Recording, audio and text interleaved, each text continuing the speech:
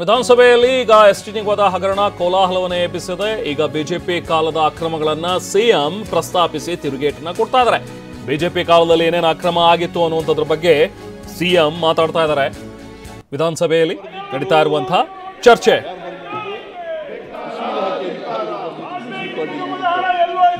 ಆಮೇಲೆ ಅಂಗನವಾಡಿಗಳಿಂದ ಗರ್ಭಿಣಿಯರು ಮತ್ತು ಮಕ್ಕಳಿಗೆ ಮಾತೃಪೂರ್ಣ ಯೋಜನೆಯಿಂದ ನೀಡಲಾಗುತ್ತಿದ್ದ ಮೊಟ್ಟೆ ಹಗರಣ 2019-20 ಯಡಿಯೂರಪ್ಪ ಮುಖ್ಯಮಂತ್ರಿ ಶಶಿಕಲಾ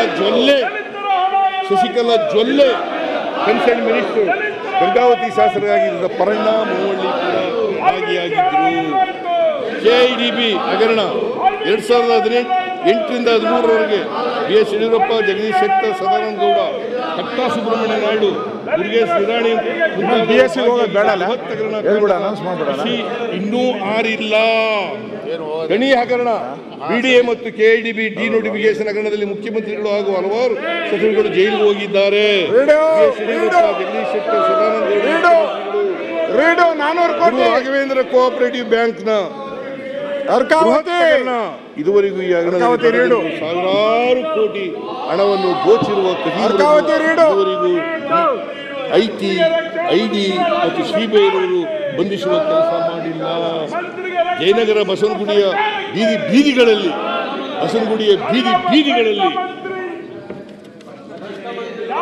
ಕಳ್ಳರು ವಿಧಾನಸೌಧ ಪಾರ್ಲಿಮೆಂಟಿಗೂ ಆಯ್ಕೆಯಾಗಿ ಹೋಗಿದ್ದಾರೆಂದು ಮಾತನಾಡಿಕೊಳ್ಳುತ್ತಿದ್ದಾರೆ.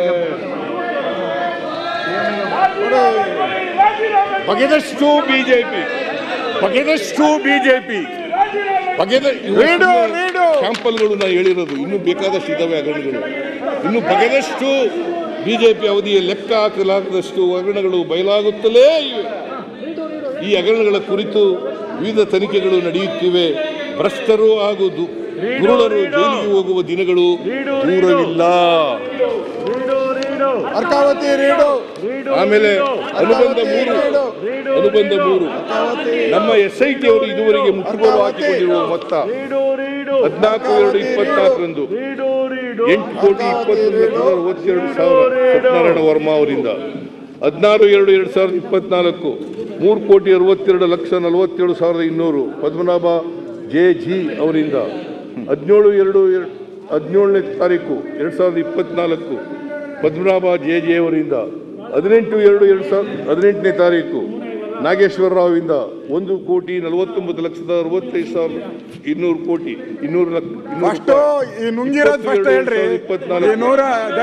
ಲಕ್ಷ ಚಂದ್ರಮೋಹನ್ 26 ಲಕ್ಷ 4,000 ಕೋಟಿ 12 ಲಕ್ಷದ ಡೈವರ್ಟ್ ಮಾಡಕ್ಕೆ ಏನೇನು ಹೇಳ್ತಾ ಇದ್ದೀರಾ? ನಿಮ್ ಸರ್ಕಾರ ಇದ್ದಾಗ ಏನ್ ಮಾಡ್ತಾ ಇದ್ರಿ?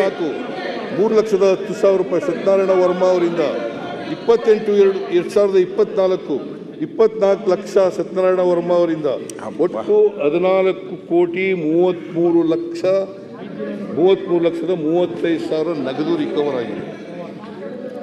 ರಿಕವರ್ ಆಗಿದೆ. ಆಮೇಲೆ ವಿವಿಧ 217 ಬ್ಯಾಂಕ್ ಅಕೌಂಟ್ಗಳನ್ನು ಗುರುತಿಸಿ 13,72,94,132 ರೂಗಳನ್ನು ಫ್ರೀಸ್ ಮಾಡಲಾಗಿರುತ್ತದೆ. ಈ ಪ್ರಕರಣದಲ್ಲಿ ಭಾಗಿಯಾಗಿ ಸತ್ಯನಾರಾಯಣ ವರ್ಮಾ ಬೇರೆ ವ್ಯಕ್ತಿಗಳ 150 ಕೋಟಿ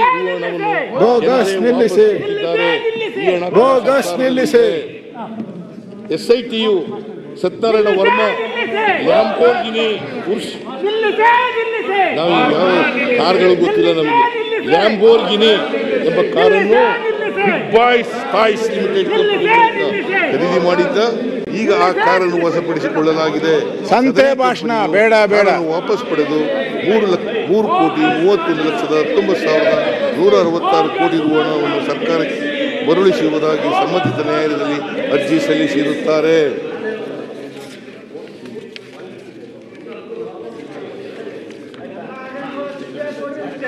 ಆಮೇಲೆ ಇದೇ ಸತ್ಯನಾರಾಯಣ ವರ್ಮಾ 1,21,00,000 ಬೆಲೆ ಬಾಳುವ ಬೆಂಚ್ ಕಾರನ್ನು ಖರೀದಿಸಿರುವುದು ತನಿಖೆಯಿಂದ ಗೊತ್ತಾಗಿದೆ.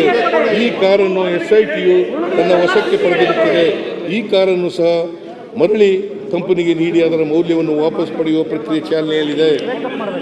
ದಿನಾಂಕ 23/5/2024 ಅಕ್ರಮವಾಗಿ ವರ್ಗಾವಣೆಯಾಗಿದ್ದ ಫಸ್ಟ್ ಫೈನಾನ್ಸ್ ಕ್ರೆಡಿಟ್ ಕೋಆಪರೇಟಿವ್ ಸೊಸೈಟಿಯಿಂದ ರತ್ನಾಕರ ಬ್ಯಾಂಕ್ ST ನಿಗಮದ ಖಾತೆಗೆ 5 ಕೋಟಿ ಮರಳಿಸಿರುತ್ತಾರೆ. ಯೂನಿಯನ್ ಬ್ಯಾಂಕ್ನಿಂದ ಅಕ್ರಮವಾಗಿ ಹಣ ವರ್ಗಾವಣೆಯಾಗಿದ್ದ ಫಸ್ಟ್ ಫೈನಾನ್ಸ್ ಕ್ರೆಡಿಟ್ ಕೋಆಪರೇಟಿವ್ ಸೊಸೈಟಿಗೆ 46 ಕೋಟಿಗೂ ಹೆಚ್ಚು ಹಣ ರತ್ನಾಕರ ಬ್ಯಾಂಕ್ ಲಿಮಿಟೆಡ್ನಲ್ಲಿದೆ. ಈ ಹಣವನ್ನು ನಮ್ಮ SIT ತಂಡವು ಫ್ರೀಜ್ ಮಾಡಿರುತ್ತದೆ. ಅದನ್ನು ಹಿಂಪಡೆಯುವ ಪ್ರಕ್ರಿಯೆ ಪ್ರಾರಂಭವಾಗಿರುತ್ತದೆ. ಒಟ್ಟು 85,25,7,698 ಕೋಟಿಗಳು ಕೆಲವು ನಗದು ಬಂದಿದೆ, ಕೆಲವು ಫ್ರೀಜ್ ಆಗಿದೆ, ಕೆಲವು ಕಾರ್ಗಳನ್ನು ಸೀಜ್ ಮಾಡಿ ಅದರ ಹಣ ಎಲ್ಲ ವಸೂಲು ಮಾಡಿದ್ದಾರೆ. ಒಟ್ಟು SIT ಇದನ್ನೆಲ್ಲ ಮಾಡಿದೆ. ಮನೆ ಅಧ್ಯಕ್ಷರೇ, ಇವನ್ನೆಲ್ಲ ಹೇಳ್ಬಿಡ್ತೀನಿ ಅಂತ ಇವ್ರಿಗೆ ತಡ್ಕೊಳಕ್ಕಾಗಲ್ಲ. ಎಲ್ಲ ಜನಗಳಿಗೆ ಗೊತ್ತಾಗ್ಬಿಡ್ತದ, ರಾಜ್ಯದ 7 ಕೋಟಿ ಜನರಿಗೆ ಗೊತ್ತಾಗ್ಬಿಡ್ತದಲ್ಲ, 7 ಕೋಟಿ ಜನರಿಗೆ ಗೊತ್ತಾಗ್ಬಿಡ್ತದಲ್ಲ. ಅದಕ್ಕೋಸ್ಕರ ಇವರು ಈಗ ಎಲ್ಲಿ ಬಂದು ಗಲಾಟೆ ಮಾಡ್ತಾ ಇದ್ದಾರೆ. ನೀವು ನಿಮ್ಮನ್ನ ಕಳ್ಳರು ಅಂತ ಜನ ನಿಮ್ಮನ್ನ ತಿರಸ್ಕಾರ ಮಾಡಿ ಕಳ್ಳರು, ಲೂಟಿಕೋರರು ಅಂತೇಳಿ ಇವ್ರನ್ನ ಇಲ್ಲಿ ಕುಳ್ಳಿರಿಸಿರೋದು ವಿರೋಧ ಪಕ್ಷದಲ್ಲಿ. 125 ಜನ ಇದ್ದವರು 64 ಜನಕ್ಕೆ 64 ಜನ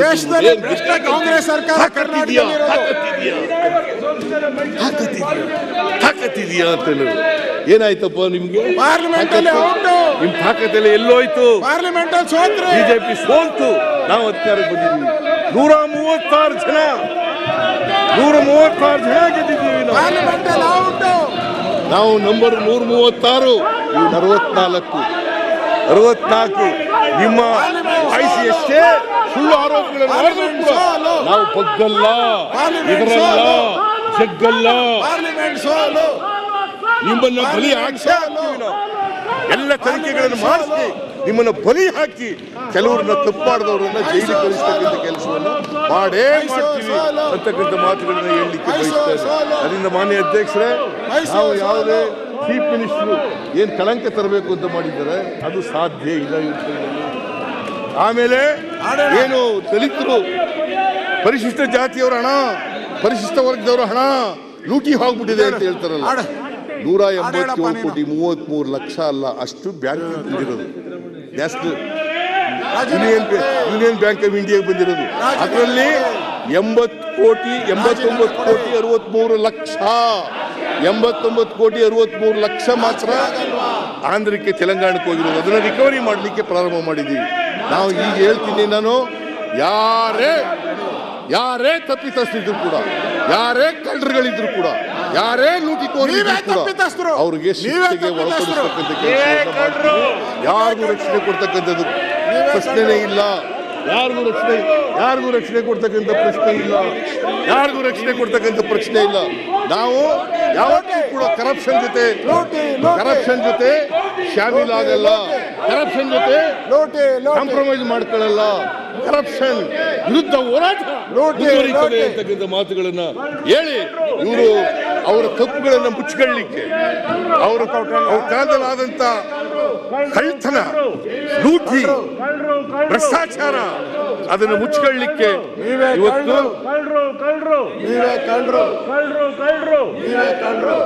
ಆಮೇಲೆ ಯಾವತ್ತೂ ಕೂಡ ಈಗ ಇಡಿಯವರು ಹಿಂದೆ ಎಲ್ಲ ಬರಲಿಲ್ಲ.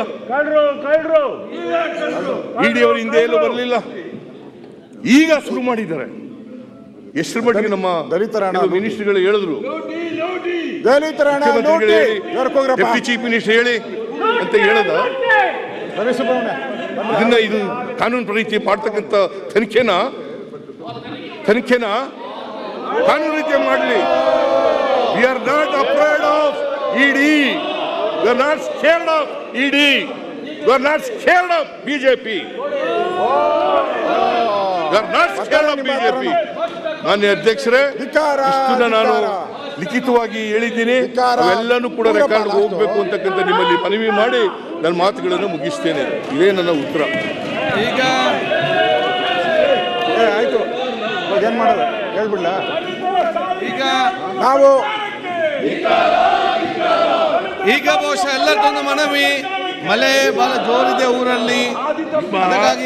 ಅಧ್ಯಕ್ಷರೇ, ವರ್ತನೆಯಿಂದ ಅಸೆಂಬ್ಲಿ ಗೌರವ ಇದೆಯಲ್ಲ, ಗೌರವ ಹಾಳಾಗಿದೆ. ಸಂಪ್ರದಾಯ ಇದೆಯಲ್ಲ ಹಾಳಾಗಿದೆ. ಇವರು ವರ್ತನೆ, ಇವರು ಈ ತರ ವರ್ತನೆ ಮಾಡ್ತಕ್ಕಂಥದ್ದು ಪ್ರಜಾಪ್ರಭುತ್ವಕ್ಕೆ ಮಾರಕ, ಸಂವಿಧಾನಕ್ಕೆ ಮಾರಕ. ಈಗ ಒಂದು ವಿಶೇಷವಾದ ಮನವಿ, ಇಡೀ ಕರ್ನಾಟಕ ರಾಜ್ಯದಲ್ಲಿ ಬಹಳಷ್ಟು ಇವತ್ತು ಮಳೆಗಾಲದಲ್ಲಿ ಬಹಳಷ್ಟು ಇವತ್ತು ಮಳೆ ನಡೀತಾ ಇದೆ. ಆದ ಕಾರಣ ಕೆಲವು ರಸ್ತೆಗಳು ಕೂಡ ಬಂದ್ ಆಗುವಂಥ ಪರಿಸ್ಥಿತಿ, ಫ್ಲೈಟು ಕೂಡ ಕೆಲವು ಲ್ಯಾಂಡ್ ಆಗೋದಿಲ್ಲ. ಎಲ್ಲೂ ಕೂಡ ಆದಿತ್ಯವಾರ ರಾತ್ರಿ ಬೆಂಗಳೂರು ಬಂದು ಮುಟ್ಟಬೇಕು. ಮತ್ತು ದೊಡ್ಡ ವಿಷಯ ಸುದ್ದಿ ಅಂತ ಹೇಳಿದರೆ ಈ ಸಭೆಯನ್ನು ಸೋಮವಾರ ಬೆಳಿಗ್ಗೆ 10 ಗಂಟೆಗೆ ಮುಂದೂಡಲಾಗಿದೆ. ಈ ಥರ ಸಭೆ ನಡೆಸಿದ್ರೆ ನಾವು ಈಗ ಸದನದ ಕಲಾಪವನ್ನು ಸೋಮವಾರಕ್ಕೆ ಮುಂದೂಡಿ ಈಗ ಸ್ಪೀಕರ್ ಅವರು ಆದೇಶವನ್ನು ಹೊರಡಿಸಿದ್ರು. ಅದಕ್ಕೂ ಮುಂಚೆ ಈಗ ಸದನದಲ್ಲಿ ಸಿಎಂ ಸಿದ್ದರಾಮಯ್ಯ ಅವರು ಉತ್ತರವನ್ನು ಕೊಡ್ತಾ ಇದ್ರು. ಅಂದರೆ ವಾಲ್ಮೀಕಿ ನಿಗಮದಲ್ಲಿ ನಡೆದಿದೆ ಅಂತ ಹೇಳಲಾಗ್ತಾ ಇರುವಂತಹ ಒಂದು ಭ್ರಷ್ಟಾಚಾರದ ವಿಚಾರ, ಜೊತೆಗೆ ಮೂಡಾ ಹಗರಣದ ಬಗ್ಗೆಯೂ ಕೂಡ ಬಿಜೆಪಿ ಸಾಕಷ್ಟು ಒಂದು ಪ್ರಶ್ನೆಗಳನ್ನು ಕೇಳಿತ್ತು, ಹರಿಹಾಯ್ದಿತ್ತು. ಸಿಎಂ ರಾಜೀನಾಮೆಯನ್ನು ಕೊಡಬೇಕು ಅನ್ನುವಂಥದ್ರ ಬಗ್ಗೆಯೂ ಕೂಡ ಒತ್ತಾಯವನ್ನು ಹಾಕಿತ್ತು. ಇದೆಲ್ಲದಕ್ಕೂ ಕೂಡ ಸಿಎಂ ಇವತ್ತು ಸದನದಲ್ಲಿ ಉತ್ತರವನ್ನು ಕೊಟ್ಟಿದ್ದಾರೆ. ಜೊತೆಗೆ ಬಿಜೆಪಿ ಕಾಲದಲ್ಲಿ ಆದಂತಹ ಎಲ್ಲ ಹಗರಣಗಳ ಬಗ್ಗೆಯೂ ಕೂಡ ಒಂದು ಪಟ್ಟಿಯನ್ನೇ ಕೊಟ್ಟಿದ್ದಾರೆ. ನಿಮ್ಮನ್ನ ಕಳ್ಳರು ಅಂತ ಜನ ನಿಮ್ಮನ್ನ ತಿರಸ್ಕಾರ ಮಾಡಿ, ಕಳ್ಳರು, ಲೂಟಿಕೋರರು ಅಂತೇಳಿ ಇವ್ರನ್ನ ಇಲ್ಲಿ ಕುಳ್ಳಿರಿಸಿರೋದು ವಿರೋಧ ಪಕ್ಷದಲ್ಲಿ.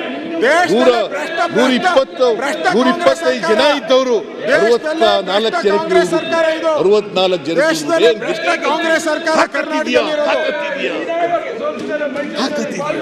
ತಾಕತ್ತಿದೆಯಾ ಅಂತ ಹೇಳೋದು. ಏನಾಯ್ತಪ್ಪ ನಿಮ್ಗೆ? ನಿಮ್ ತಾಕತ್ತೆಲ್ಲ ಎಲ್ಲೋಯ್ತು? ಬಿಜೆಪಿ ಸೋಲ್ತು, ನಾವು ಅಧಿಕಾರಕ್ಕೆ ಬಂದಿದ್ದೀವಿ. 136 ಜನ ಗೆದ್ದಿದ್ದೀವಿ ನಾವು. ನಂಬರ್ 136, ಇವು 64. ನಿಮ್ಮ ಆಯ್ಸಿ ಎಷ್ಟೇ ಸುಳ್ಳು ಆರೋಪಗಳನ್ನು ಮಾಡಿದ್ರು ಕೂಡ ನಾವು ಬಗ್ಗಲ್ಲ, ಇದರಲ್ಲ, ಜಗ್ಗಲ್ಲ. ನಿಮ್ಮನ್ನ ಬಲಿ ಹಾಕಿ ಎಲ್ಲ ತನಿಖೆಗಳನ್ನು ಮಾಡಿಸಿ ನಿಮ್ಮನ್ನ ಬಲಿ ಹಾಕಿ ಕೆಲವರನ್ನ ತಪ್ಪು ಮಾಡಿದವರನ್ನ ಜೈಲಿಗೆ ಕಳಿಸ್ತಕ್ಕಂಥ ಕೆಲಸವನ್ನು ಮಾಡೇ ಮಾಡ್ತೀವಿ ಅಂತಕ್ಕಂಥ ಮಾತುಗಳನ್ನ ಹೇಳಲಿಕ್ಕೆ ಬಯಸ್ತೇನೆ. ಕೋವಿಡ್ ಹಗರಣ 19-20 ಏಪ್ರಿಲ್ 20